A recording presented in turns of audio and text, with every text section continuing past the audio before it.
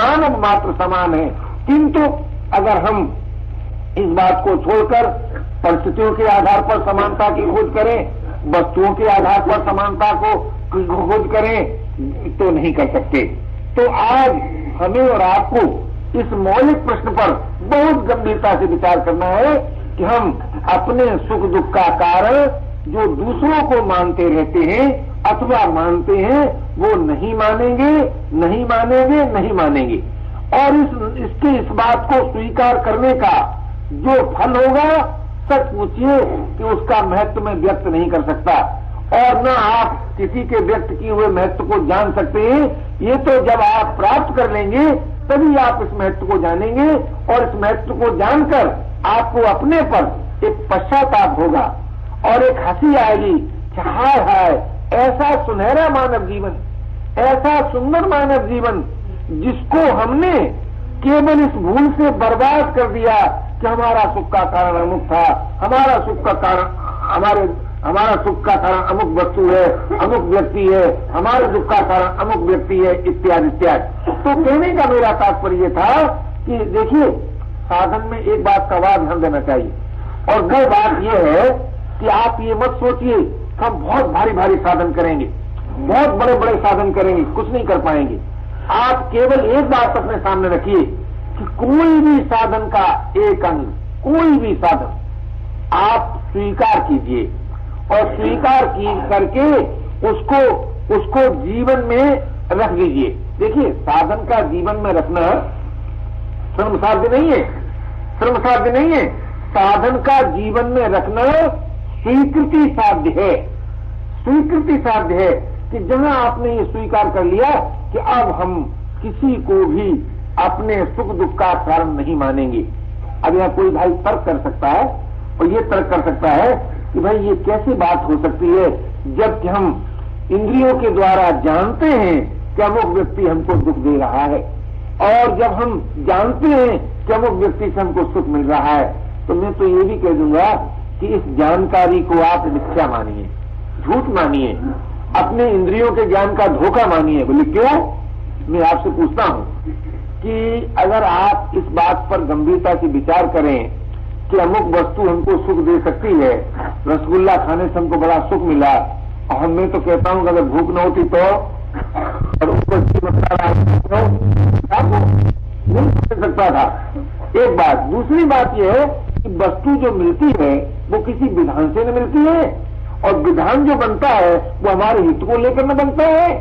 अगर आपको सुख मालूम भी होता है कि अमुक व्यक्ति ने हमको सुख दिया, अगर आपको ये मालूम भी होता है कि अमुक व्यक्ति ने आपको दुख दिया, तब भी आपको यही सोचना चाहिए कि ये तो ऊपरी बात है, ये सुख दुख तो किसी और के द्वारा भेजा हुआ है, और जिसके द्वारा भेजा हुआ है वो हमारा अपना ही है, वो हमारा अपना ही है। तो किस लिए भेजा है? कि सदुपयोग के लिए भेजा है, सदुपयोग के लिए भेजा है। तो ये सदुपयोग के लिए क्यों भेजा है? क्यों भेजा है कि अगर सुख दुख का हम सदुपयोग नहीं करेंगे तो सुख दुख से अतीत का जो जीवन है उसमें प्रवेश नहीं होगा। ये सुख दुख तो हमारे विकास में हेतु है, और हमारे अपने प्यारे का भेजा हुआ है। तो जिस प्यारे का भेजा हुआ सुख दुख है, अगर उसमें आपकी दृष्टि है तो बताइए, उस सुख के उपयोग में, दुख के उपयोग में आपको कोई कठिनाई होगी? कोई कठिनाई नहीं होगी। तो आज हमसे भूल क्या होती है कि सुख दुख का भोग करने लगते हैं, उसका उपयोग नहीं करते, उसे साधन सामग्री नहीं मानते, उसे अपना जीवन मान लेते हैं, और ये मान लेते हैं कि मानो ये जबरदस्ती हमारे ऊपर लाद दिया गया है। पर बात वास्तव में ऐसी नहीं है। बात तो बिल्कुल ऐसी है कि आप हमारे मन में अगर सुख बोलने का राग न होता तो श्रोता के रूप में प्रभु कभी नहीं आते। अगर आपके मन में सुनने का राग न होता तो कोई वक्ता कभी नहीं आता। ये नियम ही है। तो ये जो कुछ आपको मिलता है वो आपकी राग निवृत्ति के लिए मिलता है, और जो कुछ आपसे छिनता है वो भी सरकार राग निवृत्ति के लिए छिनता है। तो राग निवृत्ति के लिए ही सुख दुख का उपयोग है, और इसका कोई उपयोग नहीं है। इसलिए भाई राग रहित होने में हम लोग तत्पर हो जाएं, और ये नहीं धीरे धीरे नहीं। अगर इस कार्य को आप धीरे धीरे करेंगे तो मैं तो समझता हूं कि नहीं कर पाएंगे। और अगर आप अभी करना पसंद करेंगे तो प्रत्येक भाई कर सकता है। वस्तु न मिले लेकिन वस्तु का राग मिटा सकते हैं। मिटा सकते हैं नहीं मिटा सकते? तो भाई राग रहित होने का उपाय क्या है? द्वेष रहित होना। और द्वेष रहित होने का उपाय क्या है? अपने दुख का कारण किसी और को नहीं मानना। तो जो अपने दुख का कारण किसी और को नहीं मानता है वो अपने सुख का कारण भी किसी और को नहीं मानता है। ऐसे ही जो अपने सुख का कारण किसी और को नहीं मानता है वो अपने दुख का कारण भी किसी और को नहीं मानता है।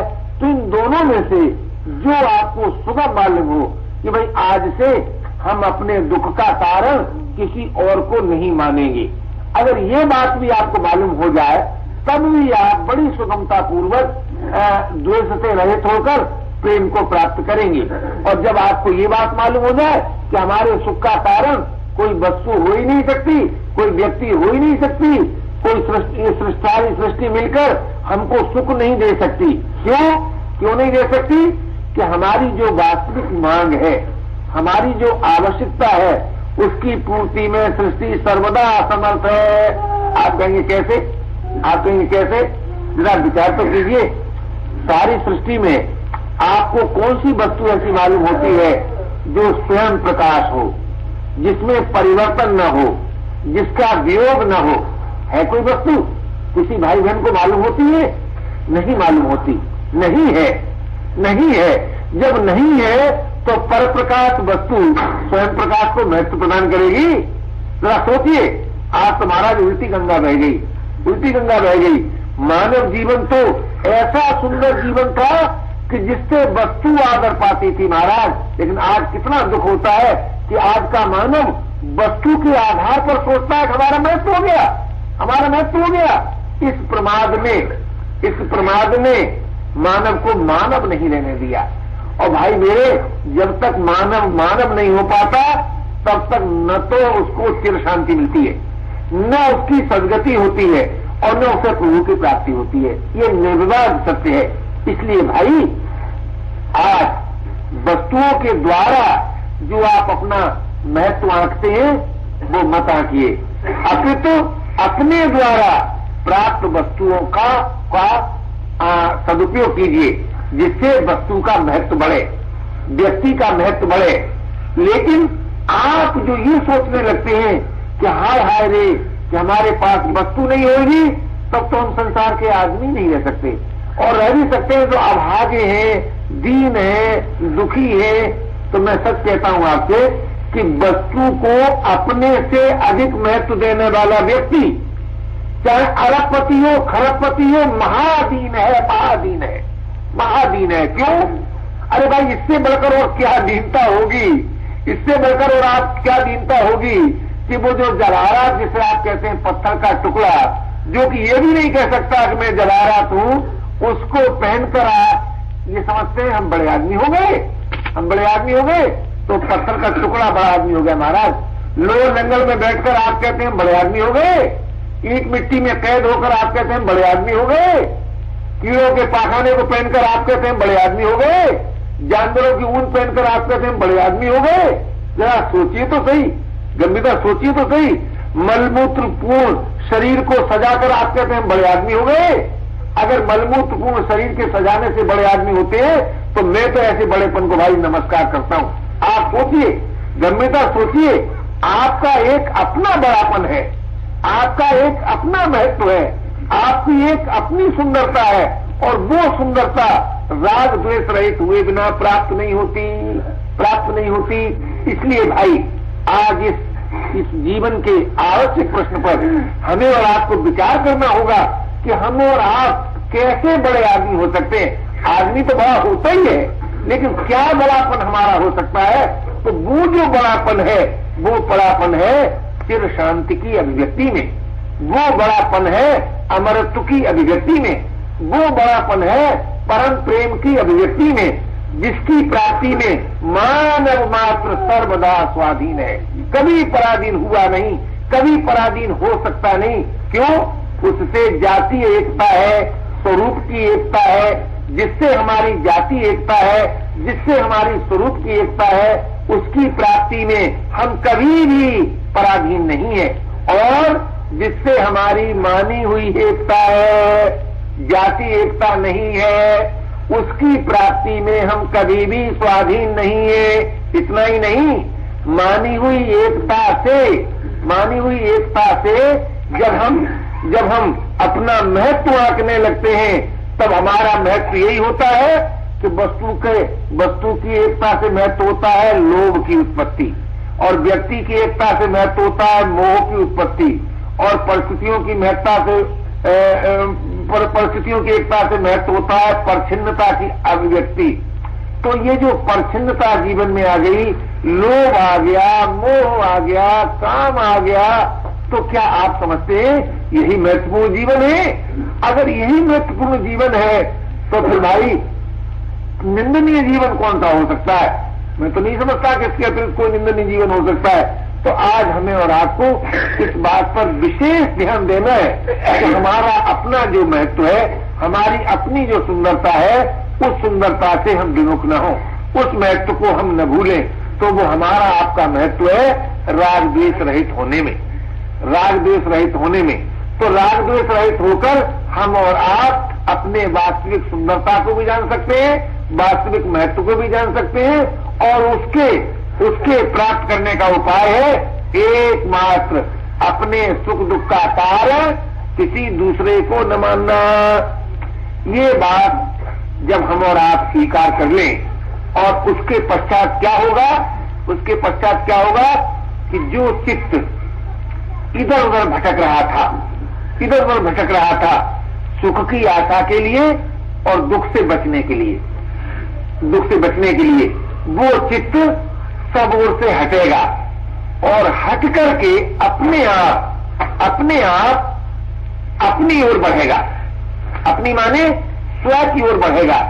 तो जैसा जैसा चित्त स्व की ओर बढ़ता जाएगा, वैसे ही वैसा चित्त शांत भी होता जाएगा, स्वस्थ भी होता जाएगा, और सच पूछिए तो समर्थ भी होता जाएगा। और जैसा जैसा चित्त समर्थ होता जाएगा, वैसे वैसे जो वास्तविक जीवन से आज दूरी मालूम होती है, भेद मालूम होता है, वो दूरी और भेद मिटता जाएगा। जिसके मिटते ही जो आज हमें ये मालूम होता है कि हमारा चित्त है, वो विभू हो जाएगा, और विभू होने से वो जो आपकी सुंदरता है, वो जो आपकी महत्ता है, वो सुंदरता भी विभू हो जाएगी। और जब वो महत्ता और सुंदरता विभू हो जाएगी, तो सच पूछिए समस्त विश्व में सुंदरता की अभिव्यक्ति होने लगेगी।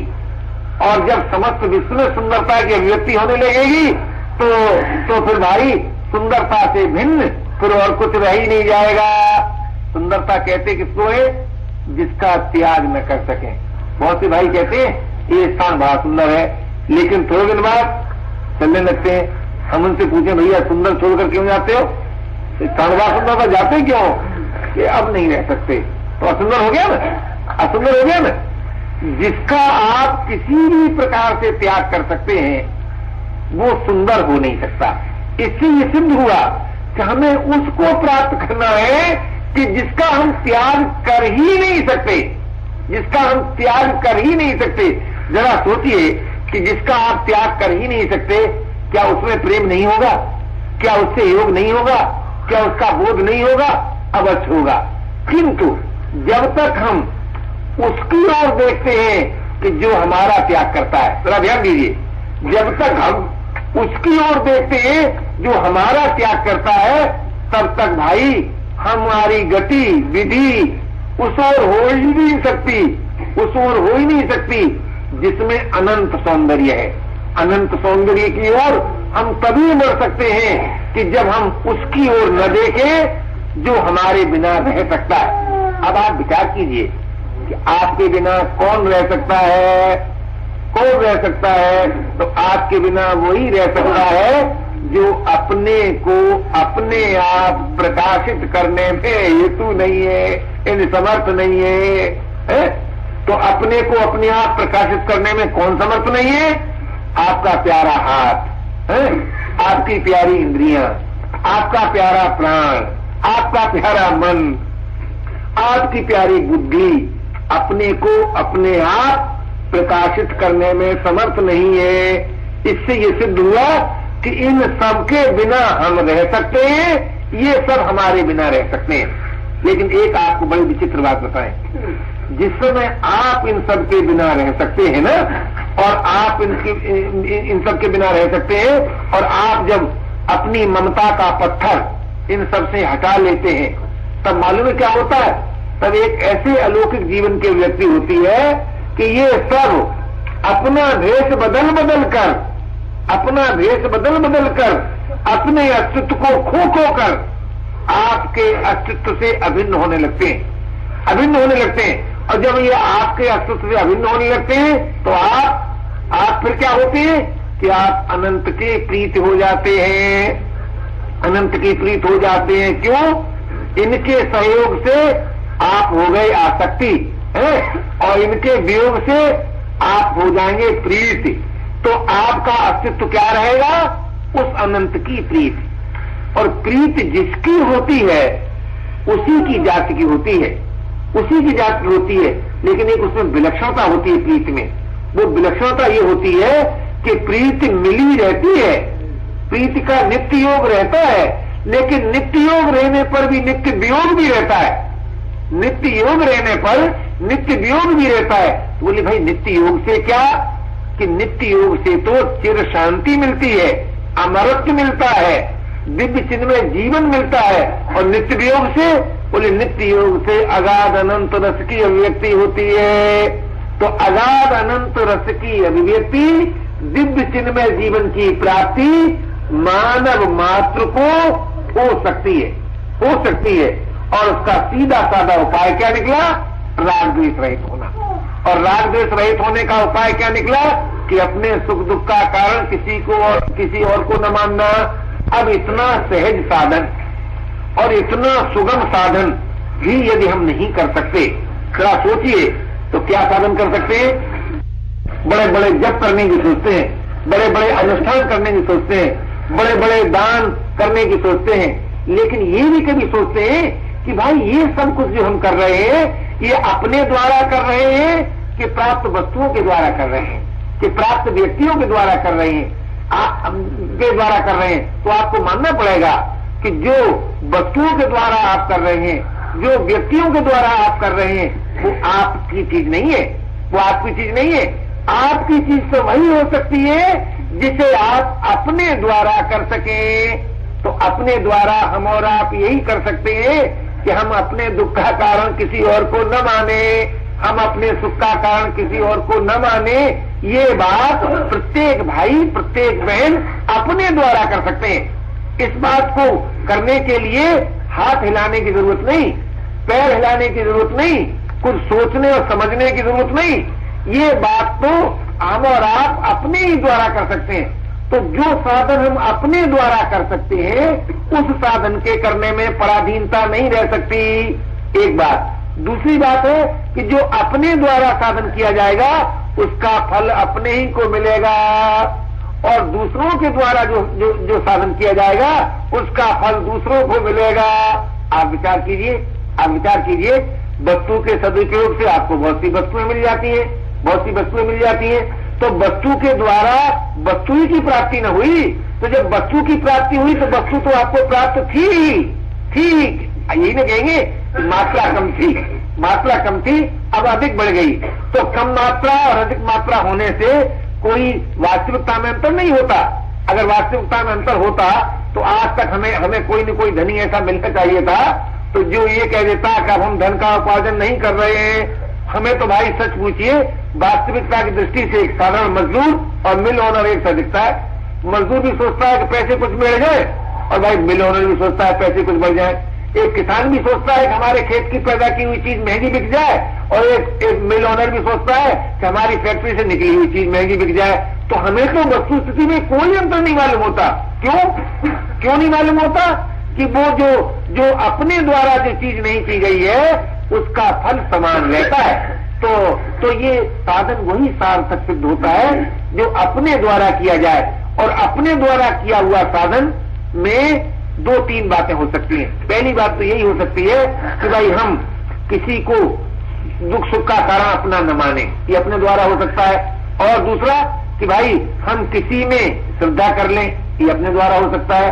अथवा हम किसी की ममता तोड़ दें, ये अपने द्वारा हो सकता है। तो ममता रहित होना अपने द्वारा हो सकता है, किसी में श्रद्धा करें ये अपने द्वारा हो सकता है, अपने सुख दुख का कारण किसी और को न माने अपने द्वारा हो सकता है, किसी का बुरा न चाहे अपने द्वारा हो सकता है, सभी का भला चाहे अपने द्वारा हो सकता है। कहने का मेरा तात्पर्य है कि जो साधन अपने द्वारा हो सकता है उस साधन से सिद्धि होती है, और जो साधन अपने द्वारा नहीं हो सकता, पराश्रय द्वारा होता है, तो उस साधन से बाह्य विकास तो दिखाई देता है, बाह्य विकास तो दिखाई देता है, लेकिन अपने को कुछ नहीं मिलता, अपने को कुछ नहीं मिलता। इसलिए भाई आज हमें और आपको अपने द्वारा साधन करने की बात भी सोचना चाहिए और इस पर विचार करना चाहिए कि भाई कल्पना करो कि हमारे में बोलने की शक्ति न रहे तब हम साधन कर सकते हैं कि नहीं, सुनने की शक्ति न रहे तो हम साधन कर सकते हैं कि नहीं, देखने की शक्ति न रहे तो हम साधन कर सकते हैं कि नहीं, हमारे पास कोई बाह्य वस्तु न रहे तो हम साधन कर सकते हैं कि नहीं, हाथ पैर न रहे तो हम साधन कर सकते हैं कि नहीं। इस प्रकार से जब आप विचार करेंगे और आप इस निर्णय पर पहुंच जाएंगे कि हाँ कर सकते हैं, तो वो जो साधन होगा उस साधन में लेस मात्र भी पराधीनता नहीं होगी, और जिस साधन में पराधीनता नहीं होती उस साधन में असमर्थता नहीं होती, और जिसमें असमर्थता नहीं होती उसके करने में बहुत सुविधा रहती है, और जिसके करने में सुविधा रहती है वो कभी भी असिद्धि देने वाला नहीं होता। इसलिए भाई अपने द्वारा हम क्या कर सकते हैं इस पर जरा विचार करने की जरूरत है, और इसका निर्णय आप जितनी जल्दी कर लेंगे और जितनी जल्दी कर लेंगे और जितना इसको अपना लेंगे उतनी जल्दी आपको सिद्धि हो जाएगी। बहुत से लोग सोचते हैं कि सिद्धि कितने दिन में होगी, कितने समय में होगी। सच ईमानदारी की बात है कि सिद्धि समय पर निर्भर नहीं है, क्योंकि हम लोग जीवन में समय के अस्तित्व को स्वीकार करके और क्रियात्मक साधन के आधार पर समय का महत्व मानते हैं। वास्तव में सिद्धि के लिए कोई समय अपेक्षित नहीं है। तो क्या अपेक्षित है कि जब हम और आप अपना जाना हुआ असाधन छोड़ देंगे बस साधन की अभिव्यक्ति होगी, और जहां साधन की अभिव्यक्ति होगी वहां सिद्धि होगी। मैं ऐसा मानता हूं कि असाधन का त्याग, साधन की अभिव्यक्ति और सिद्धि ये सब युग पद हैं। इसलिए भाई हम सब जब चाहे तब सिद्धि प्राप्त कर सकते हैं, किंतु ये बात समझ में इसलिए नहीं आती कि हम लोगों ने सिद्धि के संबंध में न जाने क्या क्या सुन रखा है, साधन के संबंध में न जाने क्या क्या सुन रखा है। सीधी सादी बात है भाई, सिद्धि का असली अर्थ क्या है? नित्य योग की प्राप्ति। सिद्धि का असली अर्थ क्या है? अमरत्व की प्राप्ति। सिद्धि का असली अर्थ क्या है? परम प्रेम की प्राप्ति। तो मैं आपसे पूछता हूं कि नित्य योग की प्राप्ति क्या कालांतर में होगी? अगर कालांतर में होगी तो अब योग नहीं है तो फिर योग कैसे हो जाएगा? अमरत्व की प्राप्ति क्या उसके द्वारा होगी जो अब नहीं है? क्या प्रेम की प्राप्ति उसके द्वारा होगी जो अब नहीं है? मानना ही पड़ेगा कि प्रेम है से ही हुआ करता है, योग है का ही हुआ करता है, बोध है का ही हुआ करता है। तो भाई जो है अब उससे योग करना है, जो है उसका बोध होना है, जो है उसमें प्रेम होना है। तो योग बोध प्रेम की प्राप्ति ये वर्तमान की वस्तु है, किंतु हो क्यों नहीं पाता? उसका कारण एकमात्र वही है, क्या? राग द्वेष रहित नहीं होते। और राग द्वेष रहित क्यों नहीं होते? कि अपने सुख दुख का कारण दूसरों को मानते हैं। इस दृष्टि से आज हमें और आपको बड़े धीरज के साथ, बड़ी गंभीरता के साथ इस समस्या को हल करना है कि भाई अब हम कभी भी अपने दुख सुख का कारण दूसरे को नहीं मानेंगे। ये जो आपका मानना होगा इसमें एक बड़ा रहस्य होगा, और वो रहस्य होगा कि आपकी ये मान्यता आपको इतना सुंदर बनाएगी कि आपके द्वारा किसी को भय नहीं होगा, किसी को भय नहीं होगा। और जब आपके द्वारा किसी को भय नहीं होगा तो आपको फिर किसी के द्वारा भय नहीं होगा, अर्थात आप सभी को भय से रहित करेंगे और स्वयं भय से रहित हो जाएंगे। जो देश दूसरे देश को अपने दुख का कारण मानता है वो स्वयं भयभीत रहता है और दूसरे देश को भयभीत करता है। जो वर्ग दूसरे वर्ग को अपने दुख का कारण मानता है वो स्वयं भयभीत रहता है और दूसरे को भयभीत करता है। जो व्यक्ति किसी दूसरे व्यक्ति को अपने दुख का कारण मानता है वो स्वयं भयभीत होता है और दूसरों को भयभीत करता है। और जो अपने दुख का कारण नहीं मानता वो न स्वयं भयभीत होता है और न उससे कोई दूसरा भयभीत होता है। आज जो आप ये देखते हैं कि संसार में बड़ी शीघ्रता के साथ लड़ाई का सामान इकट्ठा किया जा रहा है, इसके मूल में क्या है? भय, भय और कुछ नहीं। भयभीत होकर ही प्राणी भय देने की सोचता है। इसलिए भाई हम सबको अभय होना है और सभी को अभय कर देना है। जब सभी को आप अभय कब कर सकते हैं? जब इस बात को स्वीकार कर लें ईमानदारी से कि हमारे दुख सुख का कारण कोई दूसरा हो ही नहीं सकता। इसलिए भाई अनेक युक्तियों से अनेक प्रकार से ये बात सिद्ध हो जाती है कि जब तक हम इस महामंत्र को नहीं अपनाएंगे राग द्वेष रहित हो ही नहीं सकते। और जब तक राग द्वेष रहित नहीं हो सकते तब तक जो करना चाहिए वो होगा नहीं और जो नहीं करना चाहिए उसका नाश नहीं होगा। तो अकर्तव्य का नाश और कर्तव्य की अभिव्यक्ति हो ही नहीं सकती। और भाई कर्तव्य की अभिव्यक्ति के बिना मिले हुए का सदुपयोग नहीं होगा और जाने हुए का प्रभाव नहीं होगा और सुने हुए में श्रद्धा नहीं होगी और उसके हुए बिना न हम जगत के लिए उपयोगी सिद्ध होंगे, न हम अपने लिए उपयोगी सिद्ध होंगे, न हम प्रभु के लिए उपयोगी सिद्ध होंगे। ये क्या है? ये है जीवन की एक जीवन का एक मौलिक प्रश्न कि भाई हम सबको अपने लिए, जगत के लिए, प्रभु के लिए उपयोगी सिद्ध होना है और हो सकते हैं। नहीं हो सकते ऐसी बात नहीं, हो सकते हैं। तो जो हो सकता है उसको न करना और जो नहीं हो सकता है उसको करने की सोचना, यही सबसे बड़ा असाध है।